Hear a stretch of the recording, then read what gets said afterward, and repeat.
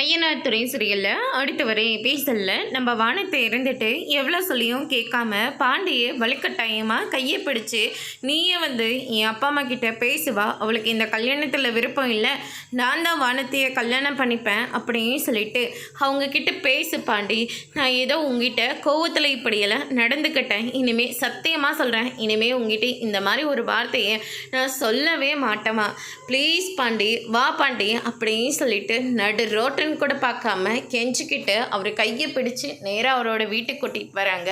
அங்கே பார்த்தீங்கன்னா நம்ம வானத்தியோட மாமாவும் அத்தையும் வராங்க. உங்ககிட்ட நான் தெளிவாக தானே சொல்லிட்டு வந்தேன், என் பொண்ணுக்கு கல்யாணம் வச்சுருக்கேன், எந்த பிரச்சனையும் பண்ணாதன்னு தானே சொன்னேன், இப்போ என்னடனா கையை பிடிச்சிட்டு வீட்டுக்குள்ளே வர அப்படின்ற மாதிரி சொல்கிறாங்க. பாண்டி மேலே எந்த தப்பும் இல்லை, எல்லா தப்பும் என் மேலே தான், பாண்டி மேலே ஏதோ கோவத்தினால நான் உங்களை கல்யாணம் ஏற்பாடு பண்ண சொன்னேன், ஆனால் நீங்கள் என்னடனா ஒரே மாதத்தில் கல்யாணத்தை வச்சுட்டீங்க, அதனால் என்னால் முடியாது, பாண்டி என்னால் மறக்கவே முடியல, அதனால் நான் பாண்டியை தான் கல்யாணம் பண்ணிப்பேன், இந்த கல்யாணத்தை நிப்பாட்டிடுங்கன்னு சொல்கிறாங்க.